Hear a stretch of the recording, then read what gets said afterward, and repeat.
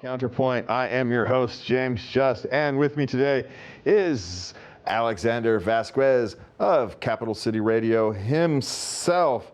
Thank you, James. You know, Alexander, there's been a lot of emotion in the last week. A lot of people who have expressed a lot of wide varieties of emotion, and we're referring to the Charlie Kirk. We'll call it an event here. We're going to try and be as neutral as possible in here these next few minutes. But before I start, we want to have Richard had something to say about this event, and so we're going to let Richard kick off the conversation today. So let's see what Richard has to say.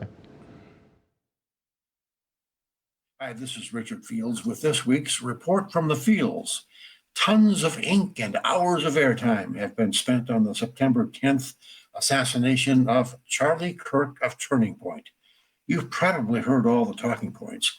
The left is using it as a rallying cry for more gun control. Some, a bit further left, are saying Kirk had it coming because he said things with which they disagreed. The extreme left is saying, good start, and here are some more targets. Meanwhile, the populist right is claiming they never resort to killing their enemies or rioting in the streets like the left is prone to do. But that's not exactly correct. I seem to remember a little street disturbance in Washington, D.C., when the Electoral College awarded the 2020 election to Joe Biden. In the immediate aftermath of Kirk's murder, President Trump called for the legal execution of Kirk's assassin. And on September 1st, just 10 days before Kirk was killed, Trump ordered an airstrike on a Venezuelan speedboat, allegedly transporting narcotics, killing all 11 people on board. No jury trial, no arrest, no evidence presented, no nothing, just summary execution. So you see both ends of the political spectrum, communism or socialism on one end and right-wing populism or fascism on the other end, are perfectly comfortable using lethal violence to achieve their political goals. In reality, the political spectrum is shaped like a horseshoe with no practical difference between the sociopaths on the left and the sociopaths on the right. Whether they claim to be socialists or conservative populists doesn't make any difference. Or if they're honest communists and fascists. The vast majority of us are somewhere in the toe of the horseshoe, far from either end. We're professed libertarians or moderates or just apolitical. We just want the tyrants, whoever they profess themselves to be, to quit kicking horse dung in our faces, to quit stealing our stuff, and to quit nanny state managing our personal and business affairs. The difference between us and them can be summed up by whether we believe in the slogan, the end justifies the means. Libertarians reject that idea. We specifically reject the idea of using any force of any kind or coercion or fraud to control other people's behavior, period. That doesn't mean we're pacifists. We expressly claim the right to self-defense. If someone or a gang of people try to rob us or harm us, we reserve the right to shoot back. That's why we support the Second Amendment. Idealists and utopians on the left who believe that equality of wealth is the best of all possible worlds to be attained by any means necessary will quickly find that force, coercion, and violence will be necessary, not to mention fraud. Idealists and utopians on the right who believe in a nationalism where everyone shares the same religion, culture, genetic heritage, or whatever, and want to make that utopia happen by any means necessary, will also find that force, coercion, and violence will be necessary. Over the years, government at all levels has gotten so big and omnipotent that the control freaks on the left and the control freaks on the right are willing to fight to the death to get control of it so they can force people to live according to their idea of utopia. We're constantly being badgered to pick a side, team red or team blue. The continuous increase of the percentage of the population of independents and libertarians, those who refuse to identify as either Republican or Democrat, gives me hope that the sensible middle can ultimately prevail. I'm Richard Fields, and that's this week's report from the fields. See you again next week. Welcome to Live TV. The dangers, right, that we face from all these teamisms, Right. is the long-term dangers of us caring more about our team than our morality. I think is one of the biggest problems that we face going forward. All right. So now that we're done with that, we've kind of survived. We've survived. Well, we've almost survived. We've almost survived. Welcome to Access. Our little catastrophe there. We've almost survived. All right, we're going to move on a little bit. We're going to move fast over these next few things. All right. The online reactions to Charlie Kirk's killings, some are claiming they're testing the limits of the First Amendment. I don't think this is a First Amendment issue, really. Or it shouldn't be a First Amendment. It shouldn't be. No, I mean, my God, some of the things I've said on the radio and on podcasting and everything like that. The first thing about being a commentator of opinion is that you get to express yourself. Now, if people don't like it, you could change the dial. You could write to the studio, which a lot of people have done, saying, I don't like what he says. I've even invited people who disagree with me before to come on the show, and they never did. So we're taking a cheap route of eliminating people that don't agree with us. And it's a violent one, and it's the evil one. Yeah. Hey, and I can attest to that Alexander gets phone calls. I've had to take them. Yes. So I can attest that it has happened. And my reaction is, well, you can come down and have your own show. Yes. And I've invited people to do that. You can counter it, but the public access is for a reason, and it's important that we're talking, not fighting. Yes. And the First Amendment and free speech is very important. But there's also the other side of it, where free speech doesn't mean you're free of consequences. Now, I was taught by my patron saint, Joan Rivers, who said, my job as an entertainer and a broadcaster was to tell my audience the emperor has no clothes. Yeah. And to do it in a way that's, you want to say it. Yeah. But you don't apologize, and you don't give a damn what anybody says about you, and you don't give a damn what anybody thinks, okay? Because you're the reason why they come to listen to you in the first place. And the minute you start thinking about what are people going to think if I say this, they got you. You're no longer yourself. Yeah, you're acting essentially. You're acting. Right? You're scripting. You're playing a part. So it's the First Amendment protects us from government consequences. Right. But it does, and philosophically, from individually, or a commitment to free speech should mean that people are allowed to speak their mind and say what they want, and I as an individual aren't going to hold it against them. I may not go to their house, I may not spend any time with them, but I'm not going to do any actions to make their life worse.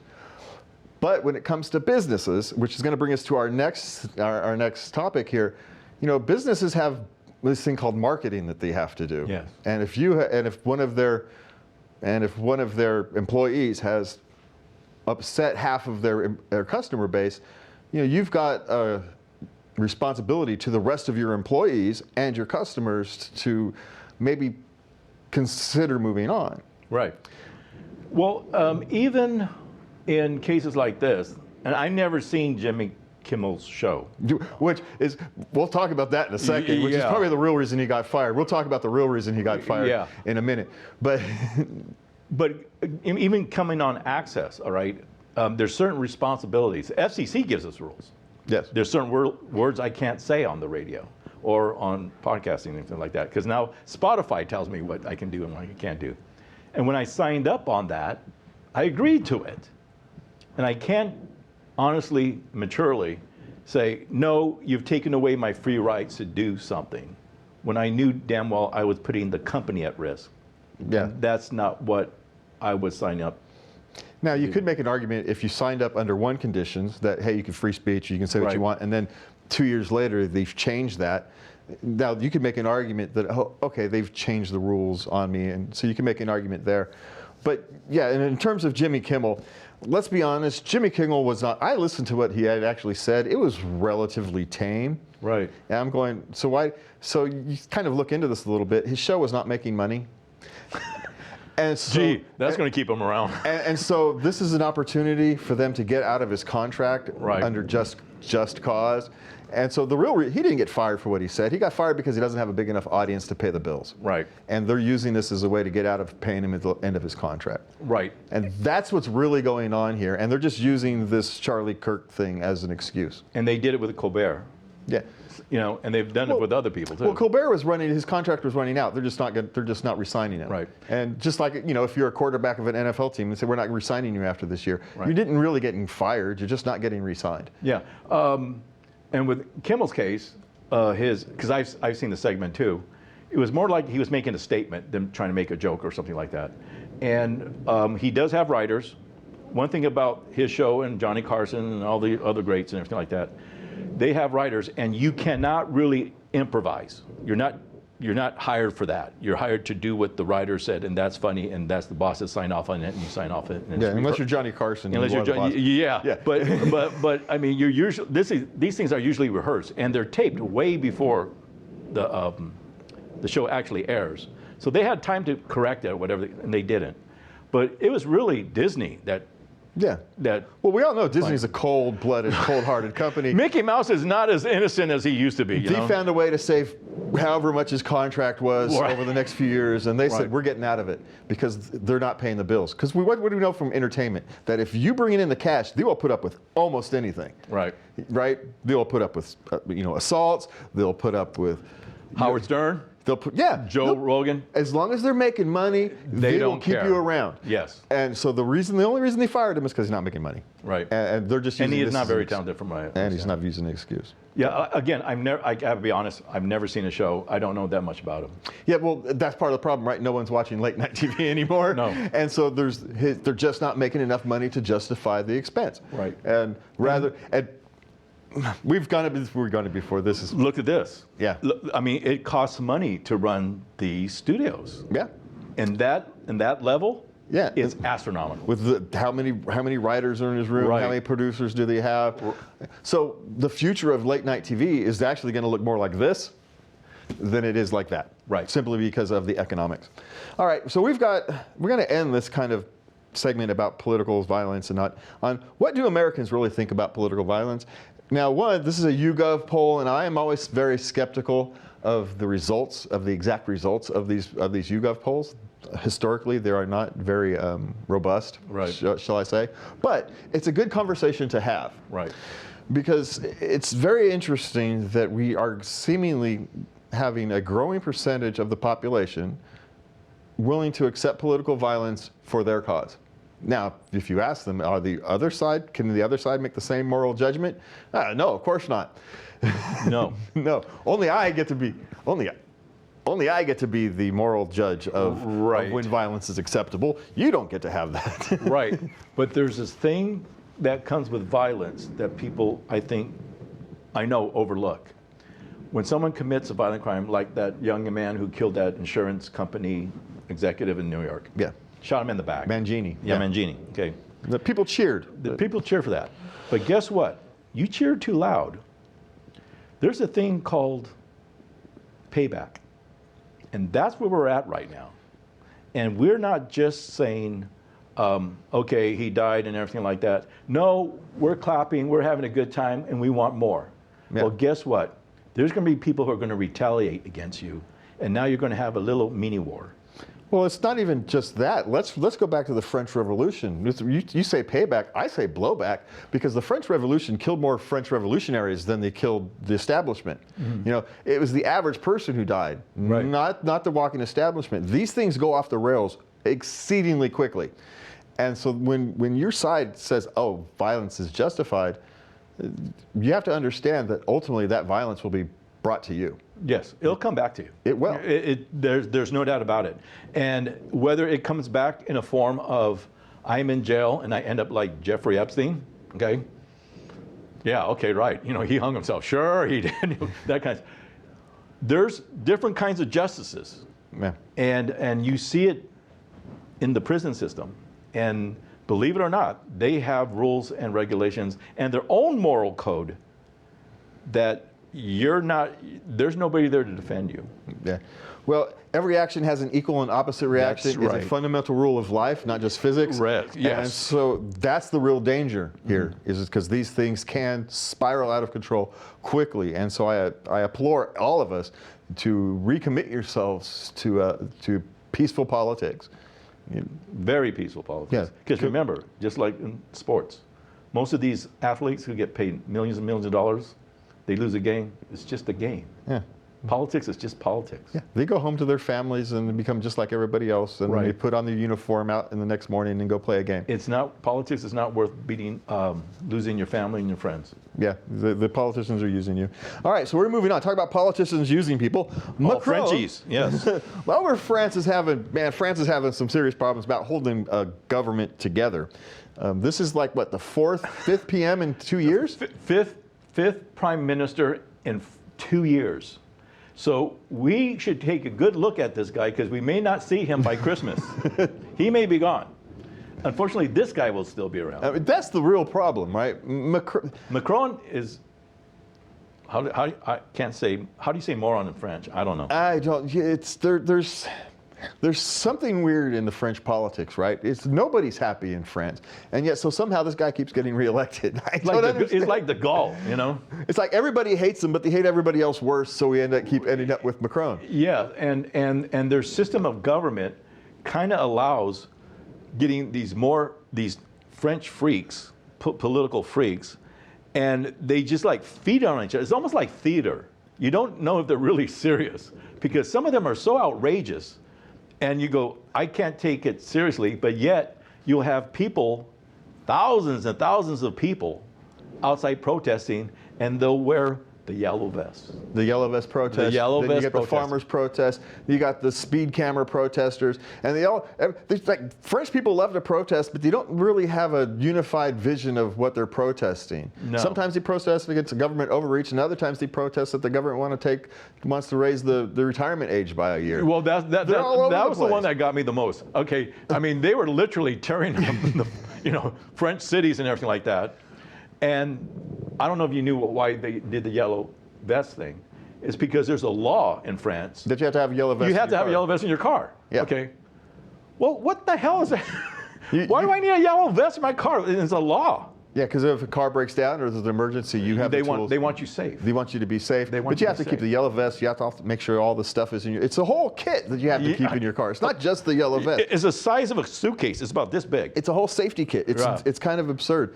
French are weird. Yeah, but yeah, it's the weakness of the parliamentary system on pure display there in France. And I like their French fries, but they're weird. And mixed with the kind of the political instability of France since the revolution. Really, yeah. France has been politically unstable for decades. It's nothing new. I think since World War II. Well, even before. Yeah. Even before. That's why the reason they lost World War II so quickly is because they don't have no internal strength. They even did an opera on Les Miserables. Okay, it's like the miserable. It's like everybody in France is miserable. All right, so we got 5 minutes left. I want to get 2 more topics in. The U.S. Supreme Court has cleared the way for Trump to withhold $5 billion in foreign aid. Good. I've got mixed feelings on this. He should be able to end foreign aid, but they should have done it in a step down. And it's this is your last round of funding. Right. They shouldn't have just pulled funding. They should have said, this is your last round of funding. Yeah. Here's some little extra money to help you on the ramp down. That it should have been a more dignified process rather than just ending it. Then cold turkey. Yeah, and as we discussed earlier, or next week we talk about the difference between kings and presidents. The decision is fine, but how you go about it is also important. I would have given them a deadline. Yeah, because give them a year, remember the countries that are getting this. I mean, they're not the most sophisticated countries in the world, and some of them are pretty corrupt also. But to say, okay, we're just cutting you off right now, that was a campaign thing. Yeah. I would have said, okay, you got 6 months or you got a year. Yeah, this funding, we're going to finish your funding cycle. Yeah. You've got however long the funding cycle is. If the funding cycle is ending in a couple months, here's 6 months in extension so you guys can figure this out. Get France to finance. Yeah. They'll finance anybody right now. And so they get chance to go to other countries. Yes. To go to philanthropists get their act together. and fill the hole. They shouldn't have done it in such a chaotic fashion, but we are $37 trillion in debt now. Yeah, and growing. We can't be spending money on other places. But there was a better. I mean, let's face it. Trump's never going to get the Mother Teresa Award. Okay. No. But there was a better way of doing this, and I agree with what you said. But it shouldn't have been cold turkey. It just should have been We should get them step off. it down. You tell people, no, this is coming. Yep. Prepare for it. You have a year, we're not 9 playing. months, a year, whatever. And we're not playing. Yeah. Okay. Yeah. So I think we're agreeing on that. Ultimately, it's fine, but they should have done it less chaotic. Now, something talk about chaotic. Nintendo. You're not going to understand this one there, Alexander. I'll let you talk. Nintendo. It's really about patents. Let's let you about Nintendo. Nintendo submitted a patent for what is a common game mechanic. Right, summoning creatures and riding them, essentially. It's a common game mechanic. It's been around since the Atari 2600, right? Nintendo applied for a patent on this game mechanic, and for some bizarre reason, the U.S. Patent Office gave it to them. Now, ultimately, it won't pass scrutiny. So he talked to some lawyer and said the minute someone challenges this in court, it'll fall apart. So right. But the problem is the only people who have money to challenge it are the big companies, and that's not the people who Nintendo will go after. They'll go after the little ones, the little indie developers, to keep them out of competition. Right. And so the real question is, how in the heck did the Patent Office give a patent to something that has been around since the Atari 2600? Bureaucracy, incompetence, people not talking to each other in the patent office. I don't know. I mean, I didn't know you had to have a patent on it. Is the patent office a bunch of people full like you who have no idea, idea what a video game is?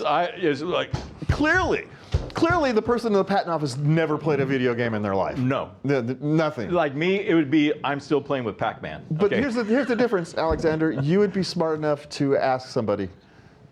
Yeah. Is this thing patent already? All right. So we got a minute and a half, Alexander. Let's get to this last topic. Who's getting all these topics today? Home buyers are finding some new hope as the Federal Reserve lowers interest rates. They just cut the interest rates yesterday, day before yesterday. And so in a sense, for some home buyers, that's good. For, I don't know, having our economy, using one lever to attempt to control the economy is daft from a concept.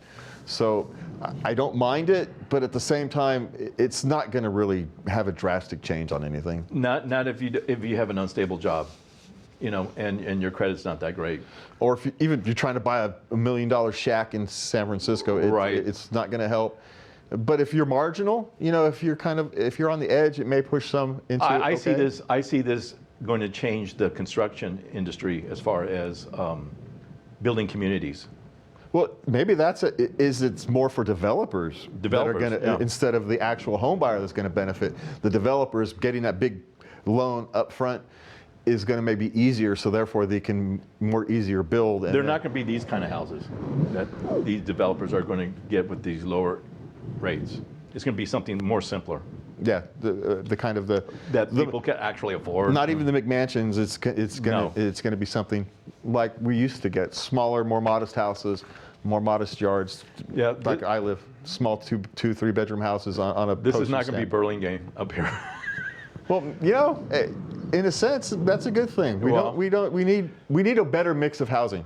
We do. And we don't need that from some government mandate. All right, thank you for being here, Alex. I want to thank you in the control room for working so hard. Most importantly, I want to thank you for watching. From me and Alex, have a good night, and please remember to love everybody.